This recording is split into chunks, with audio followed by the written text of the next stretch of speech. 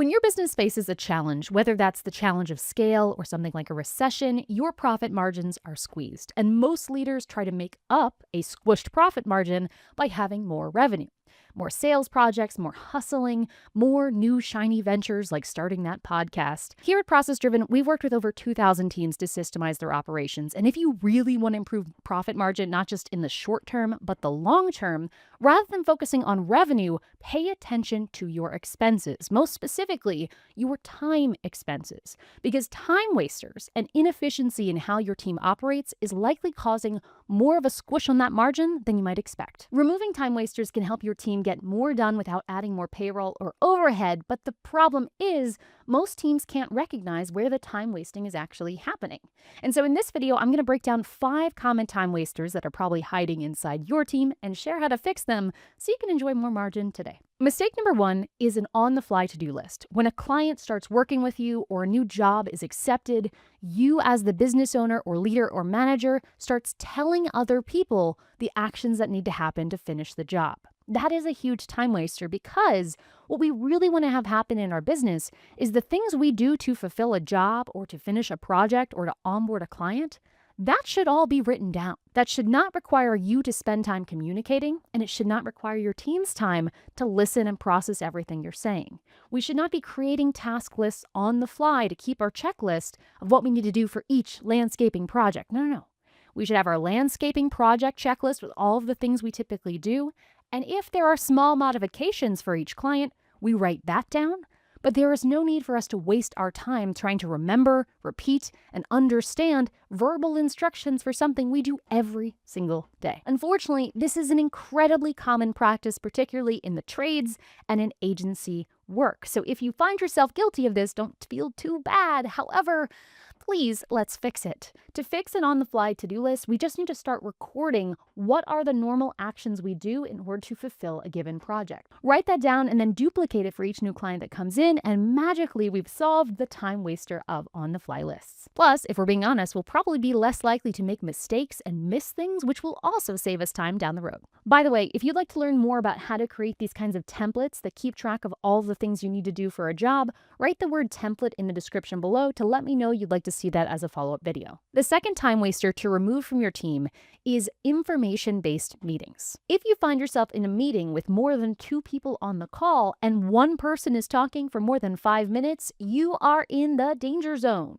Because 5 minutes of one person speaking is not a conversation, it is a monologue. And monologues can be done on your own, and they can then be sent to other people to consume on their own time. Rather than having people sit face to face just to listen to one person lecture on, do your best to take advantage of other technology. Have people send voice notes, text, write down updates in your spreadsheet.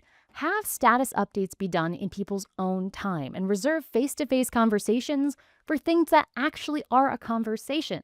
This will save you a ton of time in meetings, and I guarantee you'll be able to reduce your meeting load if you really critically look at, is every minute of this meeting actually a conversation and a, meeting? Or is this a monologue masquerading as a meeting? The only exception I might make to this rule is one-on-one meetings, but even those, you want to watch this video up top to make sure you're running them in a time-effective way. Time-effective? Time-efficient? Good way.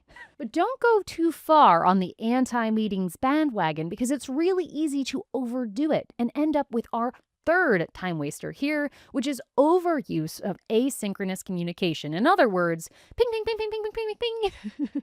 If you find yourself inundated with text messages and Slacks and WhatsApps and this, that, and the other, that is a whole nother spectrum of problem, and yes, can also be a time waster. Every single time you or your team are interrupted and forced to change gears to answer a message instead of get actual work done, you are losing time and time and time. The productivity of your team is plummeting through the constant interruptions because, let's face it, you can't get something meaningful done like filming a video if you're constantly being interrupted by messages from other people. Now, if this is sitting pretty close to home, I have a whole video on this topic up here, but our solution at a basic level is twofold. Number 1, we want to turn off notifications. Yes, you read that right. Turn them off. Then, number 2, we want to schedule when we are actually going to look at these notifications. So an example of this might be your email. Rather than looking at it every freaking second of the day because God forbid you actually get work done, let's as a company agree to look at it twice a day. Slack, similarly. I know, that's going to be freaky for some of you. Cut it back. Schedule out time for when you look at it. So it almost ends up becoming little mini meetings with yourself to check these noisy places so that they're not constantly interrupting and wasting your time every day. That Slack message that may be popping in might take you just 5 minutes to respond to.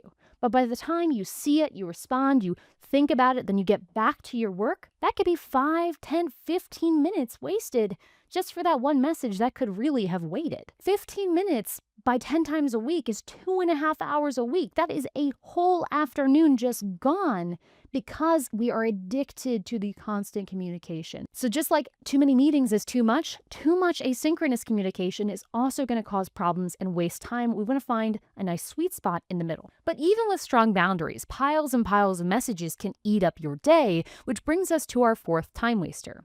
If your culture has a practice of asking for help anytime you need it, you might actually be killing your team's productivity.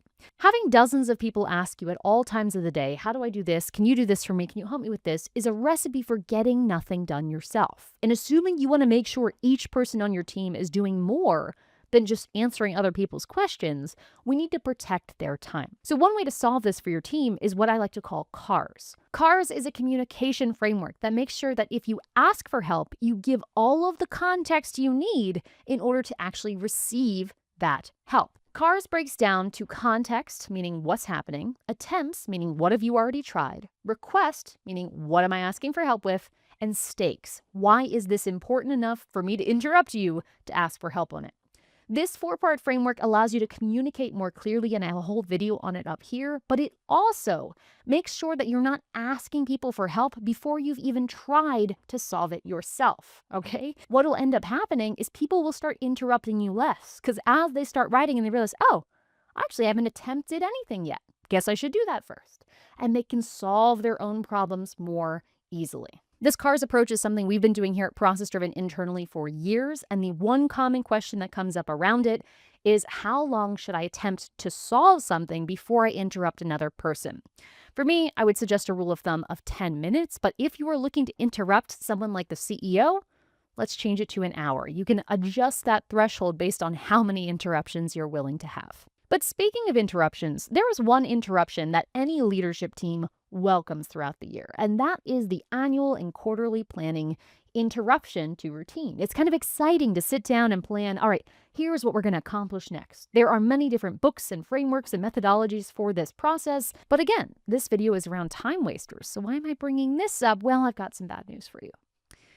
If you are spending days, weeks, months creating a strategic plan for your business, a 12-month plan, 6-month plan, 5-year plan, whatever kind of framework you want to use, and then you never look at it again, that's a time waster. Yep, I'm just going to say it, okay? There are the books, there's the planners, there's the magical stuff, and I'm so happy if it makes you happy, but all it is a form of procrastinating. You can have all the great vision in the world, but if you can't actually make it happen, it is a giant waste of time. Speaking of time wasters, you know what's not a time waster? Clicking subscribe to this video, because you can do it at the same time as me talking. Oh my gosh, how efficient of that. All right, let's get back to the video. So as we get into planning for the new quarter, how do you make sure your team doesn't end up with vision planning and strategic planning being a giant waste of time?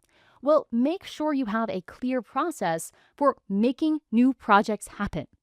Whether it's how to bring your rocks to life, or how to achieve your strategic objectives, or how to make your OKRs into reality, whatever strategic framework you use, take the time to turn it into action steps as well that actually give you concrete steps that you're taking on the daily or weekly basis. And I should say, if this kind of stuff overwhelms you and you're not sure how to create your vision into something that can be executed, totally understandable. Most people struggle with this. So just leave the comment do in the comments below, and that'll be a vote for me to make a part 2 video about this specific challenge. Now, if you're nodding along with this video and you're realizing, okay, we do have some of these time wasters in here, I have good news and bad news. Bad news first.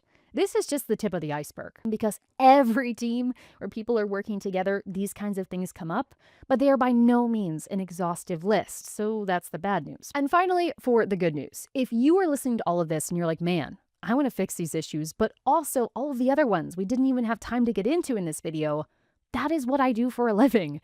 I've spent the last 7 years building out the full operating system for how any small team can organize their operations so you can get things done efficiently, enjoy your life while you're doing it, and have profit margins that make you proud and not stressed out. That is the ingredient behind what we do here at ProcessDriven. We've worked with thousands of teams to do it. If you are facing a challenge, the good news is you are not unique. Odds are we've seen it at least a few dozen times before, and we know how to solve it.